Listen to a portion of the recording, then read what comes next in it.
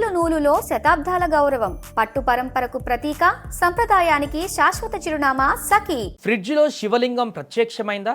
ఆగ్రాలో జరిగిన ఈ ఘటన ఇప్పుడు దేశవ్యాప్తంగా చర్చనీయాంశంగా మారింది. ఫ్రీజర్లో ఏర్పడిన మంచు ఆకారాన్ని చూసి భక్తులు పూజలు ప్రారంభించారు. హారతులు, నైవేద్యాలు, భక్తుల రద్దీ. అసలు ఇది దైవ మహిమ లేక దీనికి శాస్త్రీయ కారణమా? ఉత్తరప్రదేశ్లోని ఆగ్రాలో ఓ ఇంటి ఫ్రీజర్లో శివలింగాన్ని పోలిన మంచు ఆకారం ఏర్పడింది.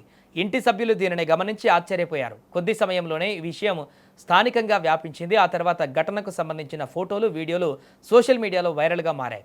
దీంతో పెద్ద సంఖ్యలో స్థానికులు ఆ ఇంటికి చేరుకొని ఆ మంచు ఆకారాన్ని దర్శించారు.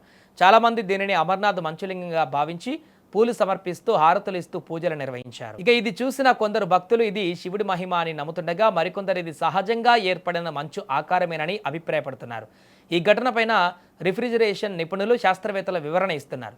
వారి ప్రకారం ఫ్రిడ్జ్లో తేమ ఎక్కువగా ఉండటం, డోర్ గాస్కెట్ సరిగా మూయకపోవడం లేదా ఫ్రీజర్లో అధికంగా మంచు పేరుకుపోవడం వల్ల ఇలాంటి ఆకారాలు ఏర్పడే అవకాశం ఉందని, బయట నుంచి తేమ ఉన్న గాలి ఫ్రీజర్లోకి వెళ్ళి అక్కడి తక్కువ ఉష్ణోగ్రతలో గడ్డకట్టడం వల్ల కొన్నిసార్లు స్తంభం లాంటి మంచు నిర్మాలు ఏర్పడతాయని, వాటిలో కొన్ని మనకు శివలింగాన్ని పోలిన ఆకారంలో కనిపించవచ్చని చెబుతున్నారు. అంటే నిపుణుల అభిప్రాయం ప్రకారం ఇది సహజంగా జరిగేటువంటి ప్రక్రియ అని స్పష్టంగా అర్థమవుతుంది.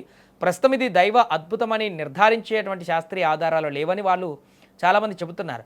ఇదిలా ఉంటే జమ్మూ కాశ్మీర్లోని అమర్నాథ్ గుహలో ప్రతి ఏడాది సహజంగా మంచు శివలింగం ఏర్పడడం అనేది అందరికీ తెలిసిందే.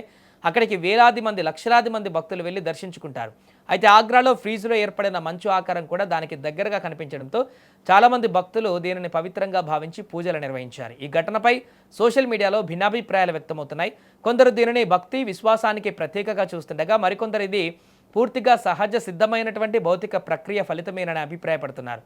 ఫ్రిడ్జ్లో ఏర్పడిన ఈ మంచు ఆకారం స్థానికంగా ఆసక్తిని రేకెత్తించినప్పటికీ దైవ అద్భుతాన్ని నిర్ధారించేటువంటి శాస్త్రీయ ఆధారాలు లేవని, ఫ్రిడ్జ్లోని తేమ, ఉష్ణోగ్రత, గాలి ప్రవాహం వంటి కారణాల వల్ల ఇలాంటి మంచు ఆకారాలు సహజంగా ఏర్పడే అవకాశం ఉందని పలువురు చెబుతున్నారు. కాబట్టి ఈ ఘటనను భక్తి కోణంతో పాటు శాస్త్రీయ దృష్టితో కూడా పరిశీలించాలని నిపుణులు సూచిస్తున్నారు.